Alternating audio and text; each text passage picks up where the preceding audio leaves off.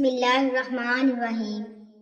تم نے دعا مانگی، اب تمہیں لگ رہا ہے کہ دعا قبول ہوگی یا نہیں، مگر کبھی کبھی اللہ پاک تمہاری نہ سن کر تکلیف میں ڈالتا ہی اس لیے ہے کیونکہ وہ تکلیف کی ایک وجہ ہوتی ہے اللہ کی طرف سے، جو تمہیں صبر کرنے کا حوصلہ دیتی ہے، اور یہی تمہاری دعاؤں کی قبولیت ہے، یہی تمہاری التجاؤں کا جواب ہے۔ وہ بھی یہی چاہتا ہے، تمہیں دینے کے لیے راضی ہے، وہ بس تمہیں سننا چاہتا ہے بار بار، کیونکہ تمہارا اسے بولنا اچھا لگتا ہے۔ اس لیے تنہائی ہمیں اللہ کے قریب کرتی ہے۔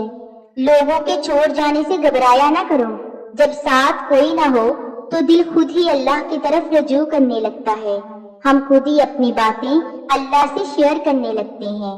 وہ آنسو جو دن بھر روک کے رکھے ہوتے ہیں، رات کو اللہ کو اپنی کہانی سنانے خود ہی نکل آتے ہیں۔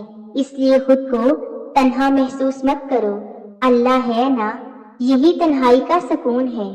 دکھ زندگی میں کچھ باتیں یادیں ایسی ہوتی ہیں جنہیں اللہ کے سوا کوئی نہیں سمجھ سکتا، وہ دکھ جو بتائے نہیں جا سکتے، وہ دکھ رات کو تہجد کی سجدوں تک لے جاتے ہیں اور رات کو جگائے رکھتے ہیں۔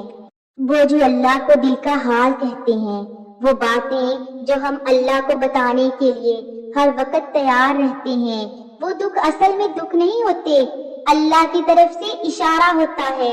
وہ چاہتا ہے کہ تم مجھ سے بات کرو، اس لیے یہ وقتی درد دیتا ہے، خود کے قریب کرنا چاہتا ہے۔ اللہ سے باتیں کریں، اکثر ہم بھول جاتے ہیں اور اللہ سے باتیں کرنا چھوڑ جاتے ہیں، بھول جاتے ہیں کہ وہ ہمیں دیکھ رہا ہے اور گناہ کر بیٹھتے ہیں، بھول جاتے ہیں کہ اس کی محبت کے بنا انسان محض ایک وجود ہے۔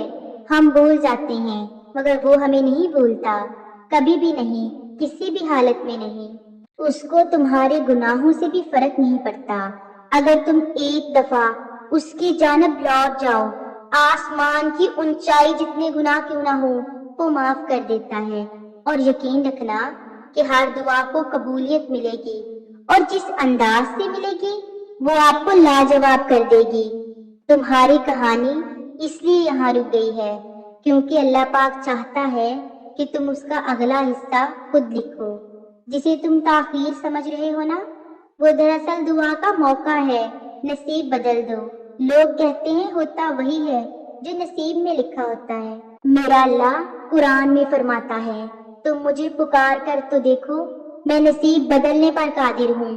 اور یوں پھر ہاتھ اٹھاؤ اور اپنا نصیب